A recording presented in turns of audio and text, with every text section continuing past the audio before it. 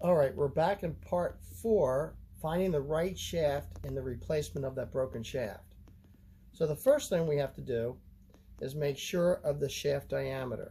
There's 2 shaft diameters in irons. There's a 355 and a 370. Now you can mic it out and figure it out. You might not have a mic.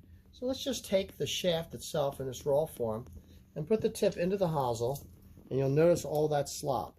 So I know that this is a 355 tip going into a 370. It's not going to fit. You could shim it, but we don't recommend that. Better idea here. Let's tip the shaft 1 3/4 of an inch. Because it's constant taper, now this portion of the shaft will be 370 and it will fit perfectly into the hosel, called a very strong wipe factor.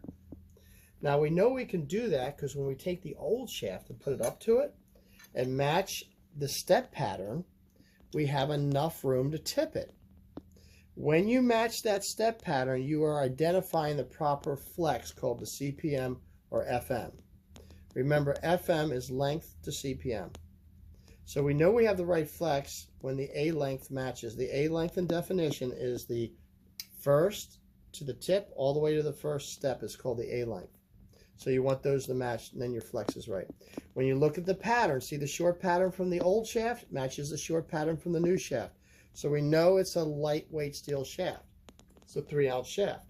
So we've identified the tip diameter, we have identified the length for the proper A length to the proper flex, and we have identified the proper weight of the shaft by the step pattern without even ordering it from the factory that way.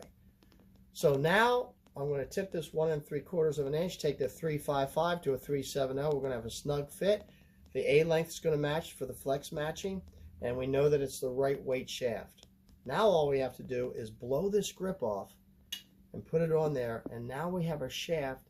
When it goes back into the original set, no one will ever know that it's been replaced because I'm going to save the furl.